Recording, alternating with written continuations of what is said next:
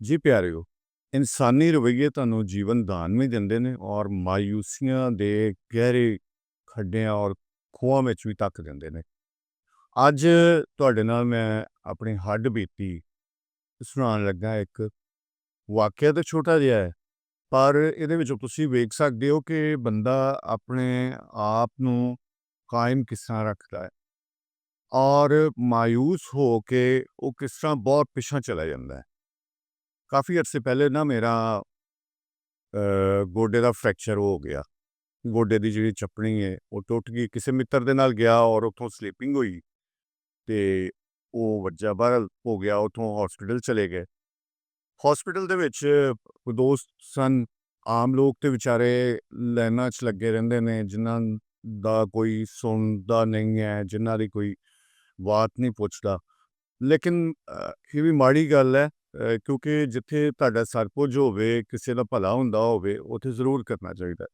ਕੁਛ ਦੋਸਤ ਸਨ, ਉਹਨਾਂ ਨੇ ਅਪਰੋਚ ਕੀਤੀ ਹੌਸਪੀਟਲ ਦੇ ਵਿੱਚ ਤੇ ਉਹਨਾਂ ਨੇ ਕਿਹਾ ਜੀ ਠੀਕ ਹੈ, ਅਸੀਂ ਕੱਢਨੇ ਆ ਕੋਈ ਵਿੱਚੋਂ ਸਕੈਜੂਅਲ ਤਾਂ ਕਿ ਇਹਨਾਂ ਦਾ ਆਪਰੇਟ ਅੱਜ ਹੀ ਹੋ ਜਾਵੇ। ਖੈਰ ਜੀ, ਸੁਬਾਹ ਸਰਗੀ ਵੇਲਾ ਹੋ ਗਿਆ ਤੇ ਮੈਂ ਕੁਝ ਖਾਧਾ ਪੀਤਾ ਨਹੀਂ ਸੀ, ਕਿਉਂਕਿ ਆਪਰੇਟ ਤੋਂ ਪਹਿਲੇ ਕੁਛ ਖਾਣਾ ਪੀਣਾ ਨਹੀਂ ਹੁੰਦਾ। 12 ਘੰਟੇ ਪਹਿਲੇ ਤੁਹਾਨੂੰ ਖਾਣਾ ਪੀਣਾ ਰੋਕ ਦਿੰਦੇ ਨੇ। ਮੈਂ ਵੇਖਿਆ ਕਿ ਨਹੀਂ, ਹੁਣ ਤੇ ਸਰਗੀ ਵੇਲਾ ਹੋ ਗਿਆ, ਹੁਣ ਕਿੱਥੇ ਆਪਰੇਟ ਕਰਨਾ ਇਹਨਾਂ ਨੇ। ਤੇ ਮੈਂ ਜੂਸ ਮੰਗਾਇਆ ਔਰ ਪੀ ਲਿਆ। ਜੂਸ ਪੀ ਕੇ ਜੇ ਮੈਂ ਰੱਖੇ ਗਏ ਗਲਾਸ ਤੇ ਡਾਕਟਰ ਆ ਗਏ ਔਰ ਉਹਨਾਂ ਨੇ ਆ ਕੇ ਕਿਹਾ ਜੀ ਤੁਸੀਂ ਕੁਝ ਖਾਧਾ ਪੀਤਾ ਤੇ ਨਹੀਂ, ਆਪਰੇਟ ਵਾਸਤੇ ਜਾਣਾ ਹੈ। ਤੇ ਮੈਂ ਕਿਹਾ ਨਹੀਂ, ਮੈਂ ਤੇ ਹੁਣ ਅਜੇ ਜੂਸ ਪੀਤਾ। ਸੋ ਮੇਰਾ ਆਪਰੇਟ 5 ਦਿਨ ਲੇਟ ਹੋ ਗਿਆ। 5 ਦਿਨ ਨੂੰ ਹੌਸਪੀਟਲ ਹੀ ਰਹਿਣਾ ਪਿਆ। ਮੈਂ ਵਿੱਚੋਂ ਸ਼ਾਰਟ ਕਰਕੇ ਦੱਸਣਾ, ਜਿੱਥੇ ਅਸਲ ਵਿੱਚ ਜਿਹੜਾ ਪਿਨ ਪੁਆਇੰਟ ਮੈਂ ਤੁਹਾਨੂੰ ਦੇਣਾ ਚਾਹ ਰਿਹਾ, ਦੱਸਣਾ ਚਾਹ ਰਿਹਾ ਉਸ ਹਵਾਲੇ ਨਾਲ। ਆਪਰੇਟ ਹੋ ਗਿਆ, ਘਰ ਚਲਾ ਗਿਆ। ਬੈੱਡ ਰੈਸਟ ਉਹਨਾਂ ਨੇ ਕਹੀ ਜੀ ਕਮ ਸੇ ਕਮ 2 ਮਹੀਨੇ ਦੀ, 60 ਦਿਨ ਦੀ ਬੈੱਡ ਰੈਸਟ ਹੈ। ਖੈਰ, ਉਹ ਬਹੁਤ ਸਾਰੇ ਦੋਸਤ ਅਹਿਬਾਬ ਆਉਂਦੇ ਰਹੇ ਪੁੱਛਣ ਵਾਸਤੇ, ਦਿਲਜੋਈ ਵਾਸਤੇ, ਹਾਲ-ਹਵਾਲ ਪੁੱਛਣ ਵਾਸਤੇ। ਲ ਜਿੱਥੇ ਆਪਰੇਟ ਹੋਇਆ ਸੀ ਉਹਦੀ ਨਾ ਬਲੀਡਿੰਗ ਉੱਥੋਂ ਬੰਦ ਨਹੀਂ ਸੀ ਹੋ ਰਹੀ। ਹਲਕਾ-ਹਲਕਾ ਰਿਸਤਾ ਰਹਿਣਾ ਨਾ, ਬਲੱਡ ਜਿਹੜਾ। ਉਹਦਾ ਅਸੀਂ ਕਲਚਰ ਰਿਪੋਰਟ, ਡਾਕਟਰਾਂ ਨੇ ਕਿਹਾ ਕਿ ਕਲਚਰ ਰਿਪੋਰਟ ਕਰਵਾਓ। ਕਲਚਰ ਰਿਪੋਰਟ ਕਰਵਾਈ ਤੇ ਉਹਨਾਂ ਨੇ ਕਿਹਾ ਜੀ ਇਹ ਆਪਰੇਟ ਜਿਹੜਾ ਹੈ, ਇਹ ਫਲਾਂ ਹੈ ਨੇ, ਜਿਹਦੀ ਵਜ੍ਹਾ ਤੋਂ ਇਨਫੈਕਸ਼ਨ ਹੈ ਔਰ ਇਨਫੈਕਸ਼ਨ ਵਾਸਤੇ ਇਹਨਾਂ ਨੂੰ ਇੱਕ ਟੀਕਾ ਅਸੀਂ ਡਾਇਗਨੋਸ ਕਰਨਾ ਹੈ, ਜਿਹੜਾ ਇੱਕ ਸੁਬਾਹ ਲੱਗੇਗਾ, ਇੱਕ ਸ਼ਾਮ ਲੱਗੇਗਾ। ਟੀਕਾ ਕਾਫੀ ਮਹਿੰਗਾ ਸੀ। ਖੈਰ ਬਹਰਹਾਲ ਲਵਾਉਣੇ ਤੇ ਹੈ ਸਨ। ਉਹ ਟੀਕੇ ਲਿਆਂਦੇ, ਲਵਾਏ। ਜਦੋਂ ਪਹਿਲੇ ਲਵਾਇਆ ਤੇ ਮੈਨੂੰ ਇੰਝ ਜਿਵੇਂ ਉਹ ਇਨਫੈਕਟ ਕਰ ਜਾਂਦਾ ਨਾ, ਕਿ ਪੂਰੀ ਬਾਡੀ ਲਾਲ ਹੋ ਗਈ ਔਰ ਵਾਲਾਂ ਦੇ ਵਿੱਚ ਜਿਵੇਂ ਸੂਏ ਜਿਹੜੇ ਨੇ ਉਹ ਖੁੱਭ ਗਏ ਹੋਣ। ਲੇਕਿਨ ਥੋੜ੍ਹੀ ਦੇਰ ਬਾਅਦ ਉਹ ਠੀਕ ਹੋ ਗਿਆ। ਉਹ ਟੀਕੇ 15 ਦਿਨ, ਯਾਨੀ ਕਿ 30 ਟੀਕੇ, ਬਹੁਤ ਮਹਿੰਗੇ ਸਨ। 30 ਟੀਕੇ ਲਵਾਏ, ਜਿਹੜੇ ਉਸ ਵੇਲੇ ਉਸ ਕੰਡੀਸ਼ਨ ਦੇ ਵਿੱਚ ਮੇਰੇ ਪਹੁੰਚ ਵਿੱਚ ਤਕਰੀਬਨ ਨਹੀਂ ਸਨ। ਖੈਰ, ਮੇਰੇ ਬਹੁਤ ਪਿਆਰੇ ਦੋਸਤ ਮਿੱਤਰ ਨਾਲ ਸਨ। ਜਦੋਂ ਇਹ ਟਾਈਮ ਗੁਜ਼ਰਿਆ ਤੇ ਇੱਕ ਇਸ ਵੇਲੇ ਮੈਂ ਉਸ ਬੰਦੇ ਦਾ ਨਾਂ ਨਹੀਂ ਲਵਾਂਗਾ। ਇਸ ਵੇਲੇ ਉਹ ਇੱਥੇ ਮੈਡੀਕਲ ਐਸੋਸੀਏਸ਼ਨ ਕੰਟਰੀ ਲੈਵਲ 'ਤੇ ਉਹ ਹੈਡ ਵੀ ਹੈ। ਉਹਨੂੰ ਕਿਸੇ ਦੋਸਤ ਨੇ ਕਿਹਾ ਕਿ ਉਹਦੇ ਕੋਲੋਂ ਚੈੱਕ ਕਰਵਾਓ, ਆਰਥੋ ਦਾ ਬਹੁਤ ਅੱਛਾ ਉਹ ਡਾਕਟਰ ਹੈ। ਮੇਰਾ ਆਪਣਾ ਕਜ਼ਨ ਵੀ ਡਾਕਟਰ ਸੀ, ਲੇਕਿਨ ਉਹ ਅਮਰੀਕਾ ਵਿੱਚ ਸੀ ਤੇ ਜ਼ਾਹਿਰ ਹੈ ਇੱਥੇ ਉਹ ਉਹਨਾਂ ਨਾਲ ਗੱਲ ਕੀਤੀ। ਅੱਛਾ, ਉਹਦੇ ਕੋਲੋਂ ਮੈਂ ਅਪਾਇੰਟਮੈਂਟ ਟਾਈਮ ਲੈ ਲਿਆ। ਟਾਈਮ ਲਿਆ ਤੇ ਉਹਨੇ ਕਿਹਾ ਜੀ 2 ਘੰਟੇ ਬਾਅਦ ਉਹਨਾਂ ਨੇ ਫ਼ੋਨ ਕੀਤਾ ਕਿ ਜੀ ਤੁਸੀਂ ਟਾਈਮ 'ਤੇ ਆਉਣਾ ਹੈ, ਮੈਂ ਤੇ ਕਿਤੇ ਬੜਾ ਮਸਰੂਫ ਹਾਂ, ਜਾਣਾ ਹੈ ਤੇ ਤੁਸੀਂ ਆ ਜਾਣਾ। ਹਾਲਾਂਕਿ ਉਹ ਬੰਦੇ ਦੀ ਕਿਤੇ ਕੋਈ ਹੋਰ ਮਸਰੂਫੀਅਤ ਨਹੀਂ ਸੀ, ਸਿਰਫ ਐਵੇਂ ਕਿ ਜਿਵੇਂ ਇੱਕ ਗਾਹਕ ਸਮਝ ਕੇ ਬੰਦਾ ਡੀਲ ਕਰਦਾ। ਹਾਲਾਂਕਿ ਮੈਂ ਇੱਕ ਤਲਕ ਵਾਸਤੇ ਨਾਲ ਜਾ ਰਿਹਾ ਸਾਂ ਔਰ ਮੈਨੂੰ ਜਦੋਂ ਮੈਂ ਗਿਆ ਉਸ ਹੌਸਪੀਟਲ ਦੇ ਵਿੱਚ, ਉਸ ਹੌਸਪੀਟਲ ਦਾ ਨਾਮ ਹੀ ਮੈਂ ਨਹੀਂ ਲਵਾਂਗਾ, ਪ੍ਰਾਈਵੇਟ ਹੌਸਪੀਟਲ ਅਕਸਰ ਲੋਕਾਂ ਨੂੰ ਜਿਹੜਾ ਨਾ ਉਹ ਡਿਸਹਾਰਟ ਕਰਦੇ ਨੇ, ਜਿਹੜੇ ਪੇਸ਼ੈਂਟਸ ਜਾਂਦੇ ਨੇ ਆਪਣੇ ਸਿਰਫ ਪੈਸੇ ਬਣਾਉਣ ਵਾਸਤੇ। ਬਹੁਤ ਘੱਟ ਹੁੰਦੇ ਨੇ ਜਿਹੜੇ ਅੱਛੇ ਲੋਕ ਵੀ ਨੇ, ਲੇਕਿਨ ਕਹਿੰਦੇ ਨੇ ਕਿ ਸੁੱਕਿਆਂ ਵਿੱਚ ਸਾਵੇ ਵੀ ਸੜ ਜਾਂਦੇ ਨੇ। ਡਾਕਟਰ ਕੋਲ ਗਿਆ ਮੈਂ ਤੇ ਉਹਨੇ ਕਾਮਰੇਡ ਬੜਾ ਉਹਨੇ ਆਓ ਭਗਤ ਕੀਤੀ, ਚਾਹ ਸ਼ਾਹ ਮੰਗਾਈ। ਉਹਨੇ ਨਾ ਮੇਰੀ ਰਿਪੋਰਟਸ ਵੇਖੀਆਂ ਤੇ ਉਹਨੇ ਕਿਹਾ ਜੀ ਕਿੱਥੇ ਆਪਰੇਟ, ਮੈਂ ਕਿਹਾ ਜੀ ਫਲਾਂ ਵੱਡੇ ਹਸਪੀਟਲ ਦੇ ਵਿੱਚ ਹੋਇਆ। ਉਹਨੇ ਕਿਹਾ ਨਹੀਂ, ਤੁਹਾਡੀ ਤੇ ਹੱਡੀ ਜੁੜੀ ਨਹੀਂ ਹੈ ਤੇ ਫਿਰ ਇਹ ਜਿਹੜੀ ਤੁਸੀਂ, ਮੈਂ ਕਿਹਾ ਜੀ ਇਹ ਮੈਂ ਵੇਖੋ ਇੰਨੇ ਟੀਕੇ ਲਵਾ ਰਿਹਾ ਇਨਫੈਕਸ਼ਨ ਖਤਮ ਕਰਨ ਵਾਸਤੇ। ਉਹਨੇ ਕਿਹਾ ਨਹੀਂ ਜੀ ਇੰਨਾ ਟੀਕਿਆਂ ਦਾ ਤੇ ਕੋਈ ਨਹੀਂ ਹੈ, ਤੁਹਾਡਾ ਦੁਬਾਰਾ ਆਪਰੇਟ ਹੋਏਗਾ ਔਰ ਅਸੀਂ ਇਹ ਖੋਲ ਕੇ ਰੱਖਾਂਗੇ, ਤੁਹਾਡਾ ਜਿਹੜਾ ਜ਼ਖਮ ਹੈ 3 ਦਿਨ ਤੱਕ ਧੋਤਾ ਜਾਏਗਾ, ਫਿਰ ਇਹਨੂੰ ਬੰਦ ਕਰਾਂਗੇ। ਖੈਰ ਉਹਨੇ ਬੜਾ ਕਿ ਲੰਮਾ ਪ੍ਰੋਸੈਸ ਦੱਸਿਆ ਔਰ ਨਾਲ ਬਹੁਤ ਸਾਰੇ ਪੈਸੇ ਦੱਸਦੇ ਉਸ ਆਪਰੇਟ ਦੇ। ਔਰ ਉਹਨੇ ਕਿਹਾ ਜੀ ਮੈਂ 50% ਲਵਾਂਗਾ ਕਿਉਂਕਿ ਇੱਕ ਤੁਹਾਡੇ ਨਾਲ ਤਲਕ ਹੈ ਔਰ ਤੁਸੀਂ ਆਪ ਮਤਲਬ ਇੱਕ ਐਸੇ ਬੰਦੇ ਨਿਕਲ ਆਏ ਹੋ ਜਿਹੜੇ ਕਿ ਬਹੁਤ ਜ਼ਿਆਦਾ ਵਰਕਿੰਗ ਕਰ ਰਹੇ ਨੇ ਲੋਕਾਂ ਵਾਸਤੇ, ਲੁਕਾਈ ਵਾਸਤੇ।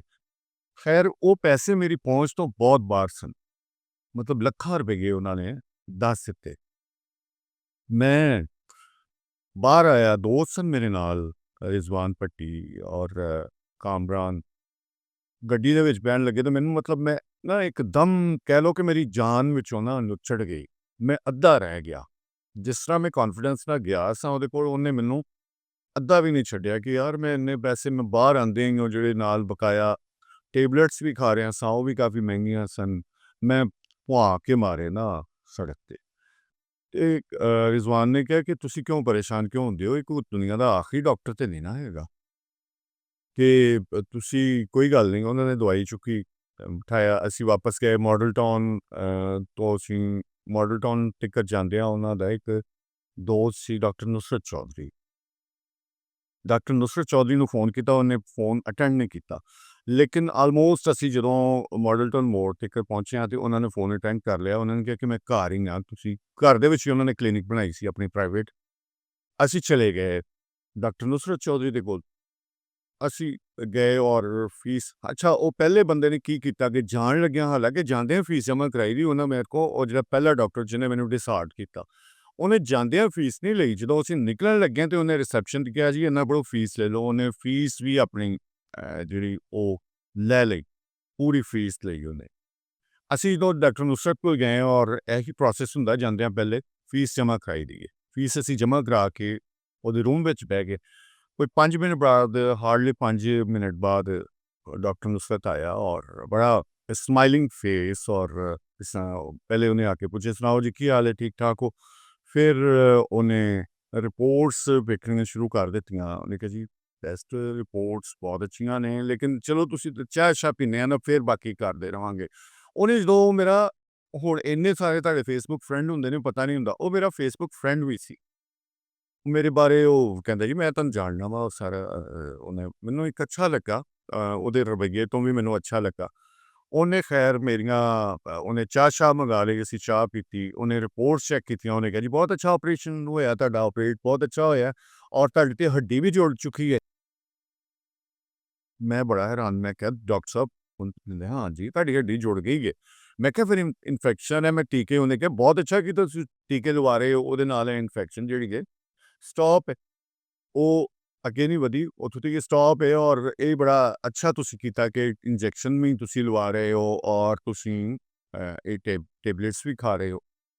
ਸੋ ਮੈਨੂੰ ਕਹਿੰਦੇ ਨੇ ਕਿ ਵਾਕਰ ਕਿਉਂ ਫੜਿਆ ਹੋਇਆ ਹੈ। ਮੈਂ ਕਿਹਾ ਜੀ ਮੈਂ ਤੇ ਇਹਦੇ ਬਗੈਰ, ਕਹਿੰਦੇ ਬਹੁਤ ਬੁਰੀ ਗੱਲ ਹੈ, ਤੁਸੀਂ ਤੁਹਾਡੀ ਹੱਡੀ ਜੁੜੀ ਹੋਈ ਹੈ, ਤੁਸੀਂ ਆਪਣੇ ਆਪ ਨੂੰ ਕਿਉਂ ਐਵੇਂ ਇੰਨਾ ਕਮਜ਼ੋਰ ਕਰ ਰਹੇ ਹੋ। ਕਹਿੰਦੇ ਰੱਖ ਦਿਓ ਵਾਕਰ ਪਰਾਂ, ਅੱਜ ਤੋਂ ਬਾਅਦ ਨਹੀਂ ਤੁਸੀਂ ਵਾਕਰ ਫੜਨਾ, ਤੁਰੋ ਮੇਰੇ ਰੂਮ ਦੇ ਵਿੱਚ। ਮੈਂ ਬੜਾ ਹਿਚਕਿਚਾਇਆ। ਉਹਨੇ ਕਿਹਾ ਭਾਈ ਮੈਂ, ਅਗਰ ਤੁਹਾਡਾ ਕੋਈ ਖੁਦਾ ਨਾ ਖਾਸਤਾ ਨੁਕਸਾਨ ਹੁੰਦਾ ਹੈ ਤਾਂ ਮੈਂ ਜ਼ਿੰਮੇਦਾਰ ਹਾਂ, ਤੁਸੀਂ ਤੁਰੋ ਫਿਰੋ।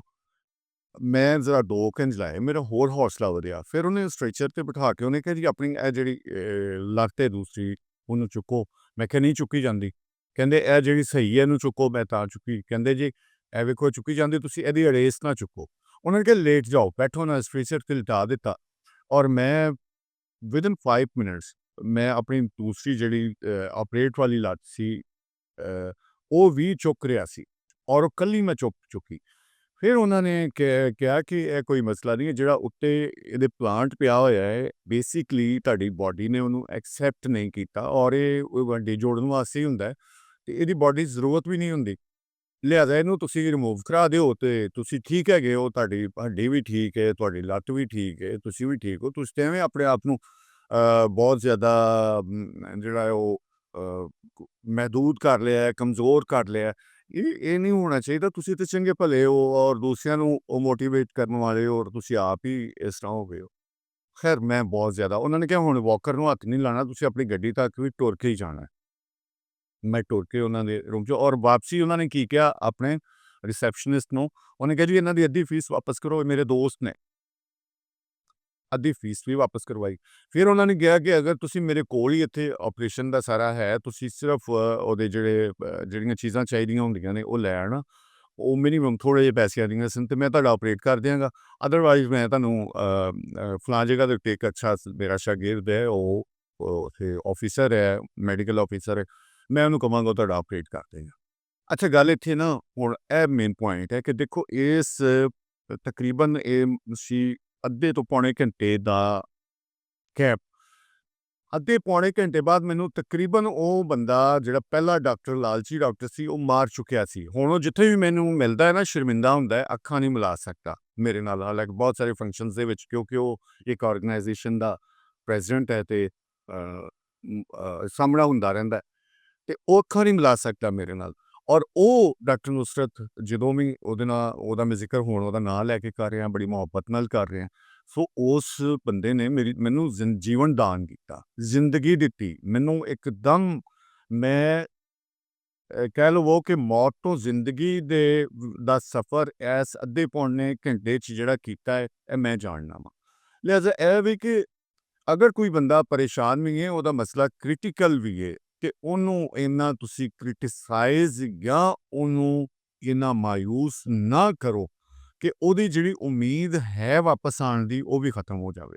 ਹਾਲਾਂਕਿ ਮੇਰਾ ਤਾਂ ਮਸਲਾ ਹੀ ਨਹੀਂ ਸੀ, ਮੇਰਾ ਤਾਂ ਸਭ ਕੁਝ ਠੀਕ ਸੀ, ਲੇਕਿਨ ਉਹ ਆਪਣੇ ਪੈਸੇ ਬਣਾਉਣ ਵਾਸਤੇ ਮੈਨੂੰ ਮਾਯੂਸ ਕਰ ਰਿਹਾ ਸੀ ਕਿ ਇਹ ਬੰਦਾ ਜਿਵੇਂ ਕਹਿੰਦੇ ਕਿ ਡੁੱਬਦੇ ਨੂੰ ਤੀਲੇ ਦਾ ਸਹਾਰਾ, ਕਿ ਇਹਦੇ ਕੋਲ ਚਲੋ ਪੈਸੇ ਜਿਹੜੇ ਝੜਨਗੇ ਉਹ ਜਿੰਨੇ ਵੀ ਝੜ ਸਕਦੇ ਨੇ ਝਾੜ ਲਵਾਂਗੇ।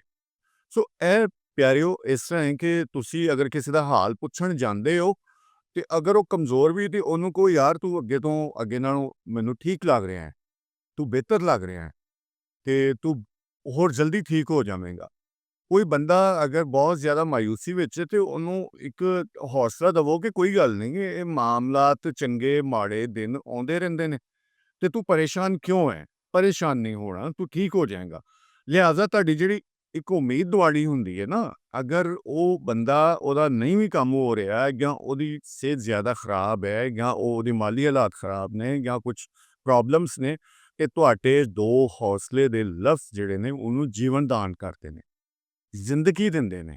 ਲਿਹਾਜ਼ਾ ਪਿਆਰਿਓ ਜਿਹੜੇ ਵੀ ਤੁਹਾਡੇ ਸਰਾਊਂਡਿੰਗ ਵਿੱਚ ਨੇ ਉੱਥੇ ਉਮੀਦ ਵੰਡੋ, ਮੁਹੱਬਤ ਵੰਡੋ, ਹੌਸਲਾ ਵੰਡੋ, ਤਾਂ ਕਿ ਜ਼ਿੰਦਗੀ ਔਰ ਖੁਸ਼ੀਆਂ ਜਿਹੜੀਆਂ ਨੇ ਉਹ ਇਸ ਜਹਾਨ 'ਤੇ ਤੁਹਾਡੇ ਆਸੇ-ਪਾਸੇ ਹੱਸਣ ਖੇਡਣ ਫੁੱਲ ਖਿੜਨ। ਕਿਉਂਕਿ ਅਸੀਂ ਜਿੱਥੇ ਹਾਂ ਸਾਨੂੰ ਕੁਦਰਤ ਨੇ ਜੰਨਤ 'ਚ ਪੈਦਾ ਕੀਤਾ ਹੈ, ਸਵਰਗ 'ਚ ਪੈਦਾ ਕੀਤਾ ਹੈ। ਅਸੀਂ ਆਪਣੀਆਂ ਮਾਮਲਾਤ, ਖਵਾਹਿਸ਼ਾਤ, ਲੋਕਾਂ ਨਾਲ ਨਫ਼ਰਤ ਦੀ ਵਜ੍ਹਾ ਤੋਂ ਇਹਨੂੰ ਨਰਕ ਬਣਾਇਆ, ਇਹਨੂੰ ਦੋਜ਼ਖ ਬਣਾਇਆ ਹੋਇਆ ਹੈ। ਲਿਹਾਜ਼ਾ ਇਹਨੂੰ ਜੰਨਤ ਬਣਾਉਣ ਦੀ ਲੋੜ ਹੈ। ਤੁਹਾਡੇ ਕੋਲ ਬਹੁਤ ਸਾਰੇ ਇੱਕ ਲਫ਼ਜ਼ਾਂ ਦੇ ਜਾਦੂਗਰ ਤੁਸੀਂ ਹੋ ਸਕਦੇ ਹੋ। ਬੋਲ ਕੇ ਠੀਕ ਕਰ ਸਕਦੇ ਹੋ ਕਿਸੇ ਨੂੰ, ਬੋਲ ਕੇ ਕਿਸੇ ਨੂੰ ਤੁਸੀਂ ਕਾਮਯਾਬੀ ਦੇ ਸਕਦੇ ਹੋ, ਬੋਲ ਕੇ ਕਿਸੇ ਨੂੰ ਤੁਸੀਂ ਉਹਨੂੰ ਬਹੁਤ ਗਹਿਰੀ ਮਾਯੂਸੀ ਵਿੱਚੋਂ ਉਮੀਦ ਵੱਲ ਲਿਆ ਸਕਦੇ ਹੋ। ਲਿਹਾਜ਼ਾ ਇੰਨੀ ਮੇਰੀ ਇਹ ਜ਼ਾਤੀ ਹੱਡ ਬੀਤੀ ਹੈ, ਸੋ ਮੈਂ ਕਿਹਾ ਤੁਹਾਡੇ ਨਾਲ ਸ਼ੇਅਰ ਕਰਾਂ। ਸਲਾਮਤ ਰਹੋ।